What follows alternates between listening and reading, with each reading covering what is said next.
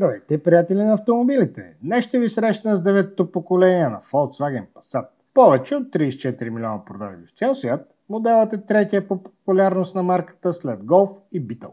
Голямата промяна при 9-то поколение на Passat е, че вече ще се предлага само като комби, но не и като седан. Другото интересно е, че водещата роля в разработката е била на чехите от Шкода, докато до сега винаги авторството е вървяло в обратната посока. В сравнение с предшественика си в комби вариант, новия Passat е с над 14 см по-дълъг и вече е 4,92 метра. Междуосието е увеличено с 5 см и е 2,84.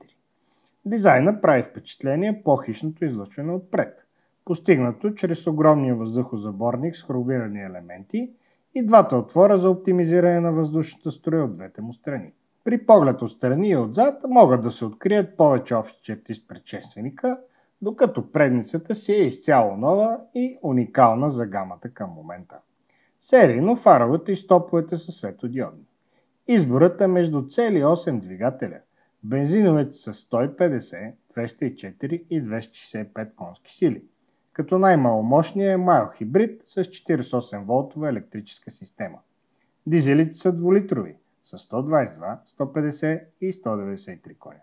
На разположение са и две плъгин хибридни версии с 204 или 265 конски сили. Те предлагат около 100 км изцяло електрически пробег. Всички мотори са съчетани с автоматична скоростна кутия с двоен съединител DSG.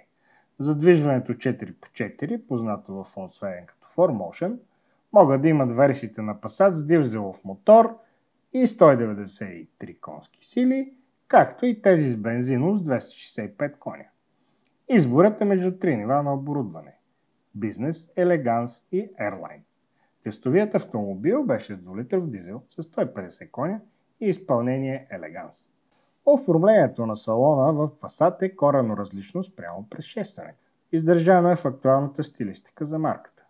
Тоест, минимум физически бутони и управление на настройките през екрана на мултимедията, който може да е или 12,9 или 15 инча. Изключение от правилото всичко да се прави през дисплея са копчетата на волана, които вече не са сензорни, а класически. Едно решение, което приветствам, тъй като с сензорните беше малко по-трудно да ги усетиш и съответно да напипаш правилното, без да се сваляш поглед от пътя. Под екрана на мултимедията са разположени сензорни зони за постоянен достъп до регулиране на температурата в салона, които вече са осветени, нещо, което определено трябваше да се направи. Между тях имаме реагираща на допир повърхност, която усилва и намалява звука на аудиосистемата. Работата с мултимедията е лесна. Цялото меню е на български, ако желаете. Можете и на английски и още куп езици. Разбира се, има безжична връзка с Android Auto и Apple CarPlay. Преводното табло е дигитално, като предлага няколко различни визии и огромни възможности за персонализиране на информацията, която да е постоянно видима за водача. Скоростният лост е изнесен на лостче, поставено там, където обикновено управлението на чистачките. В резултат управлението на чистачките и мигачите е събрано на лоста вляво от волана. Решение, което е малко странно, но с което се свиква. Използваните материали в салона са качествени, като хващат окото, осветените зони по арматурното табло и вратите. Какъв цвят да са те е по избор на водача, като тази илюминация е част от амбиентното осветление. Местата за съхранение на дреболи отпред са доста, като между предните седалки има поставки за чаши, ниша с възможност за индукционно зареждане на телефон и дълбок подлакътник. Там също старт-топ бутона и хидравличната ръчна спирачка. Жабката е с приличен обем.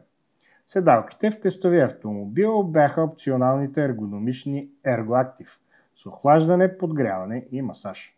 Личното ми мнение е, че може да си спестите някоя друга екстра, но да си позволите да купите точно тях. Отзад спокойно пътуват 3 души. Ако са двама, могат да разчитат на подлакътник. Има също джобове на гърба на предните седалки, включително малки за поставяне на телефони.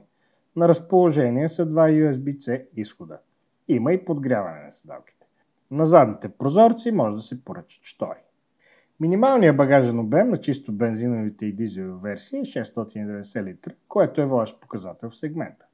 В багажника има куки за окачване на турбички, изход за 12 волта, двойно дъно, в което има място за резервна гума и аксесуари, а в случая дори такава присъстваше. Предлагат се и различни варианти за организация на багажа. Облегалката на задната седалка се дели на две части, но в средата има и тунел за превоз на по-дълги предмети. Сгъването на облегалките на задните седалки може да стане и от багажника, като максималният капацитет на багажното отделение достига 1920 литра. Тестовият автомобил се задвижваше от 2-литров дизел с 150 конски сили, който предлага много добър баланс между динамика и разход на гориво. Спринтът до 100 става за 9,3 секунди, а в същото време консумацията трудно може да стигне дори 7 на 100, като при кротко каране е около 5 литра на 100 км. При моя тест беше 6,4, но при доста динамично шофиране по магистрала, извънградски път и градско каране. Моторът се комбинира с 7-степенна автоматична скоростна кутия с двоен съединител, която се справя отлично както при спокойно, така и при по-динамично шофиране. Да, с това задвижване Passat не е самолет на пътя, но и в никакъв случай не може да се нарече тромав.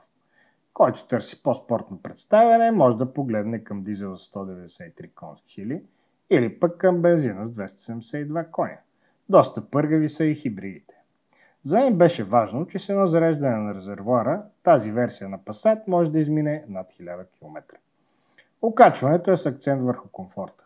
Срещу доплащане е налично и новото адаптивно окачване с амортисьори с по два клапана, което променя возията много по-прецизно.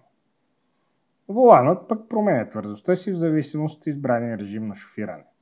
Нормален, спортен, еко и индивидуален. Що се отнася до асистиращите системи, то в Passat може да имате всички най-съвременни, което превръща модела в автономен от ниво 2. С активиране на асистента за шофиране, колата сама ускорява, намалява, завива, спира и потегля. На разположение асистент за превозно средство в мъртвата зона на огледалата.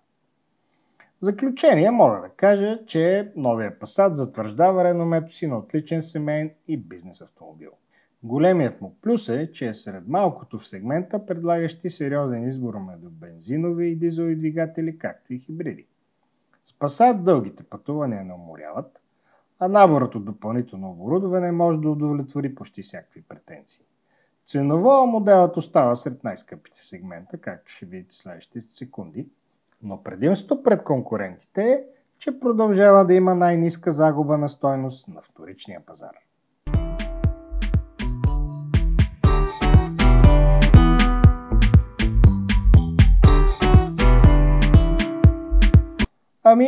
Това беше представянето на новия Volkswagen Passat.